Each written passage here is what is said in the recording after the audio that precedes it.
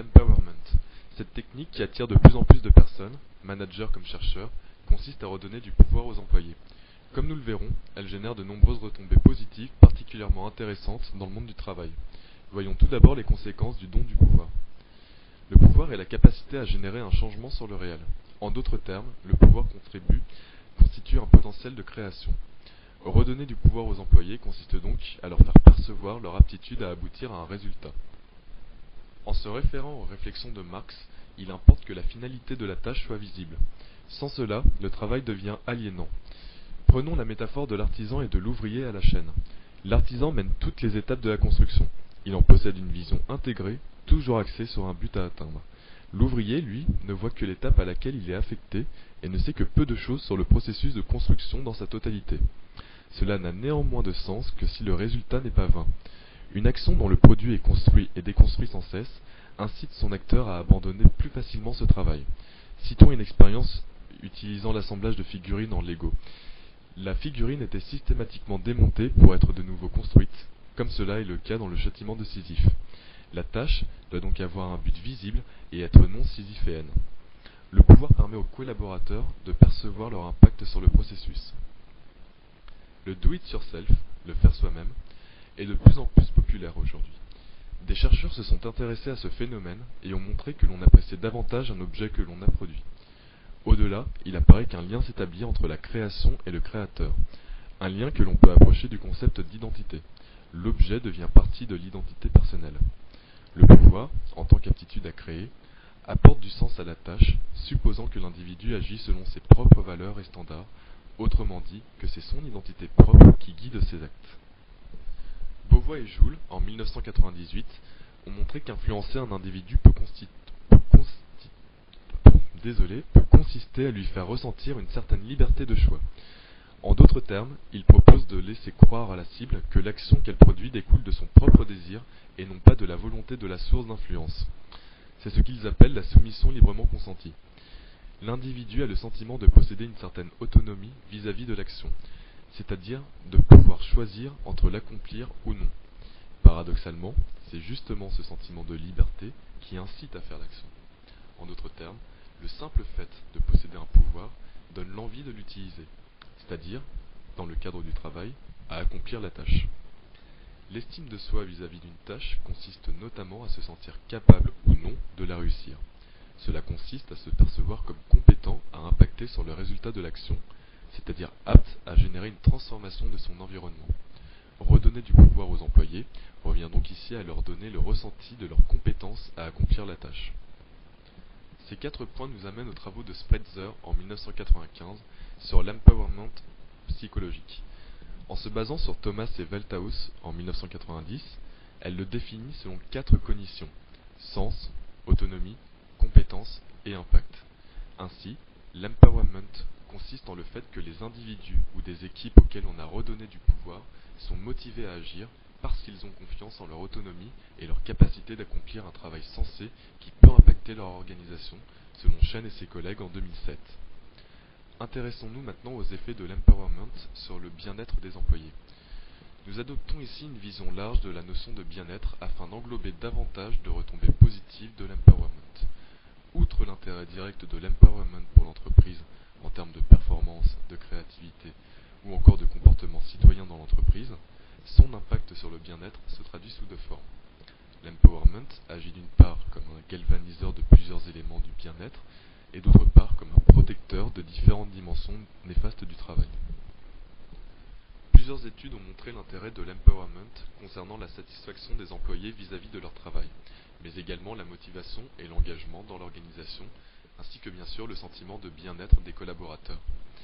D'autres études ont montré le rôle atténuateur de l'empowerment sur notamment la pression ressentie au travail, ainsi que sur les intentions d'abandon, de lâcher prise. Comme le présente Goldsmith en 2010, il n'appartient pas aux leaders de générer de l'empowerment chez ses employés, seuls eux sont aptes à le faire. Le leader peut néanmoins les y encourager, et c'est ici que la psychologie sociale devient intéressante. En ajoutant sa capacité à influencer sur les dimensions sociales et cognitives des individus aux techniques managériales, elle fournit un véritable catalyseur, un galvaniseur de l'empowerment. Nous reprendrons les différents points de Spitzer. La compétence. Il convient de donner à l'employé la perception de son aptitude à agir. La manière la plus évidente est de la souligner explicitement par des techniques comme la labellisation. L'estime de soi joue également un rôle dans l'empowerment par son lien avec la compétence perçue. Le birging, par exemple, peut permettre de l'augmenter. De même, éviter les attributions sociales défavorables ou les labels négatifs endiguera les menaces éventuelles faites au soi. Continuons avec l'autonomie. Il convient de souligner explicitement le contexte de liberté de choix. En plus de générer de l'empowerment, cette technique simple est particulièrement engageante et incite l'individu à faire l'action qu'il est libre d'accomplir.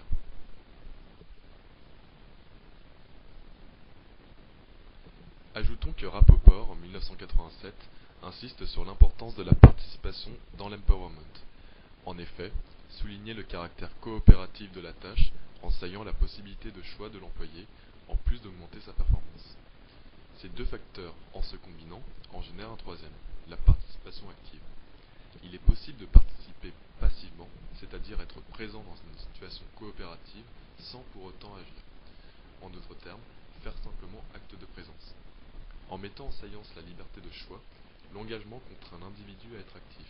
Il doit accomplir explicitement l'acte de choisir et devient par ce fait engagé dans la participation. Les techniques relatives à l'impact, quant à elles, se traduiront sous deux formes. Rendre saillante d'une part la finalité du travail et d'autre part son utilité. La première peut se faire en rappelant les objectifs à long terme, notamment grâce à une bonne communication interne dans l'entreprise. La deuxième s'obtiendra en explicitant l'utilité des objectifs intermédiaires pour l'atteinte de l'objectif à long terme, ce qui peut notamment se faire en laissant l'employé la possibilité de déterminer lui-même ses objectifs intermédiaires. Notons que cela permet en particulier de profiter de l'effet IKEA et ainsi de donner du sens à la tâche. Le dernier point de Spreitzer, en 1995, repose sur le lien entre l'employé et son travail. Un bon moyen de rappeler le sens devient alors de lui permettre d'affirmer ce lien, par exemple en signant une quelconque manière le produit ou si possible en lui apportant une touche personnelle. Néanmoins, ces techniques n'opèrent qu'à la fin du processus de création. Une méthode plus synchronique et moins coûteuse peut constituer en la labellisation du lien. Elle se traduit ici par l'attribution d'un nom à l'équipe de travail et tout particulièrement un nom en rapport avec celui du projet ou du produit. Une autre manière de donner du sens est de souligner la valeur du travail. Ceci peut se faire là encore par la labellisation, afin de lui attribuer des labels positifs, en particulier relatifs à un but d'ordre supérieur et hautement valorisé.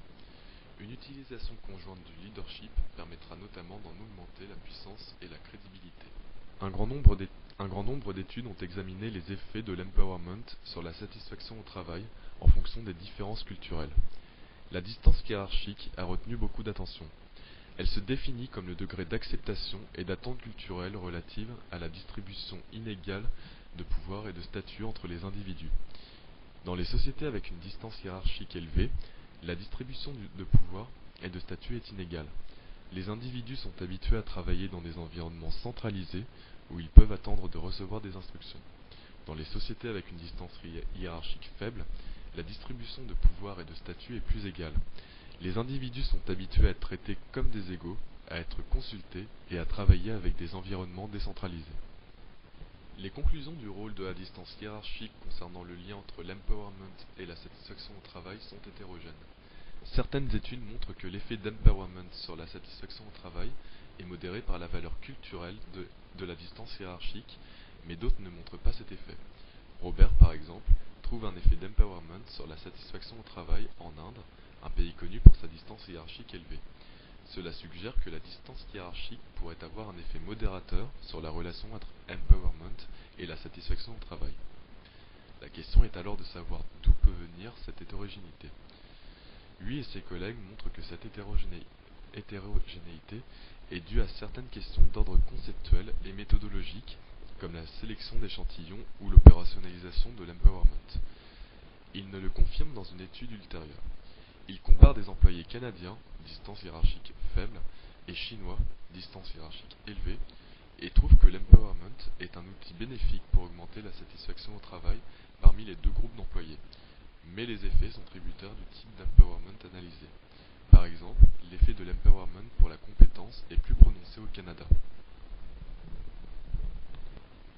La recherche concernant le facteur interculturel relatif à l'empowerment, la satisfaction au travail ou le bien-être est un domaine complexe mais intéressant, dont certaines questions restent encore ouvertes.